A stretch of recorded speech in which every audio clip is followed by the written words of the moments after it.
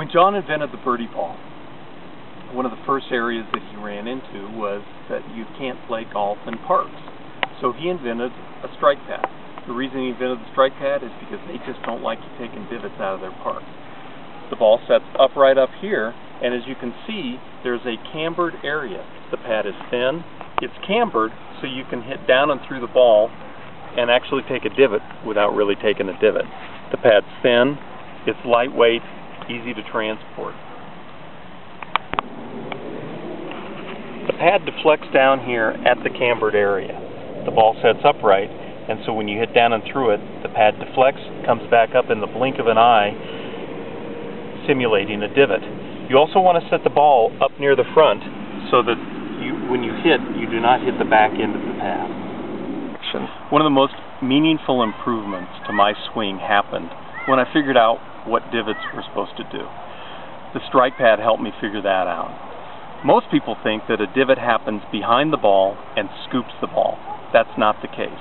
A divot actually happens when you hit the ball first and then take the divot on the target side of the ball. Let me illustrate this by hitting a birdie ball. On the strike pad are two circles with B's in them, one for right-handed golfers, one for left-handed golfers.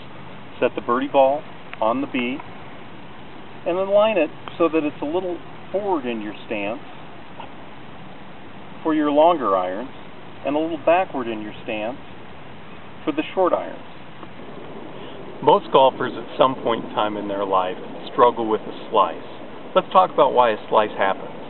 When you hit a golf ball and the club comes through the golf ball, it starts spinning in a backwards rotation away from you.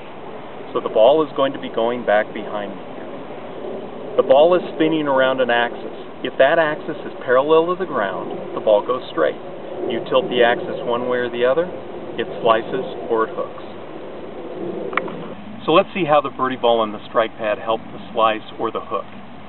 When you set the birdie ball on the pad here, you'll notice that on the pad are golf club heads drawn.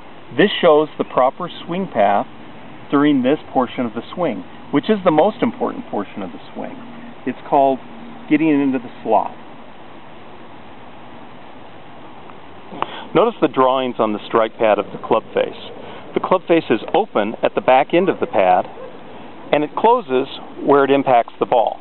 So the proper golf swing starts in a toe-up position and comes along the arc in an open position and squares at impact. Then it continues to close and go to a toe-up position at about parallel to the ground. The golf club swing is really from a toe-up position to a toe-up position. A club coming across the arc from an outside to in swing is going to slice the ball. A club coming from the inside to the out is going to hook the ball. So let's try to slice a ball. I'm going to come from the outside position to the in. Outside to in.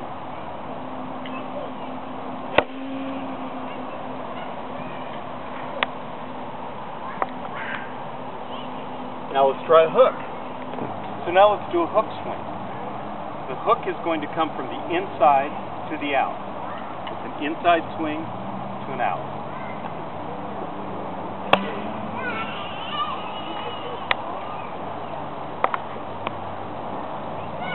And now let's try a proper swing. The proper swing still comes a little inside, but nowhere near what the hook is.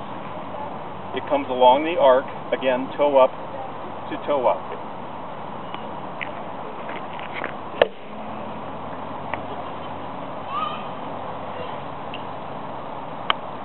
So the key to the proper golf swing is in using the proper swing path, and the strike pad shows you that.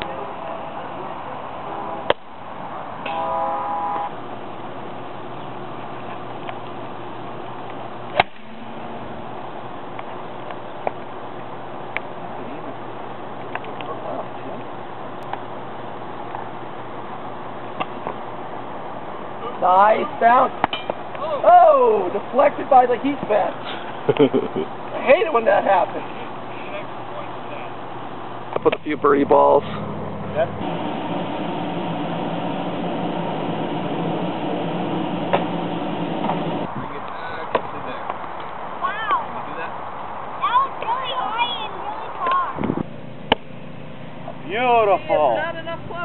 Beautiful. Clapping. Thinking I had the six. All right, this is for all you guys out there. Always wanted to play with birdies. Didn't have the guts or the 40. He hit it really good the first time. You got about. All right, let's put it in there. You got about 200 yards. I think he's going to use the 8. Oh. Ooh, looking good. Yeah. Yes, that's about where. All righty then. Thank you. Thank you. Thank you. Wave to the crowd. Walk down the fairway. Oh! Nice, nice. You want me to hold it? You want me to send the pin? No, it's okay.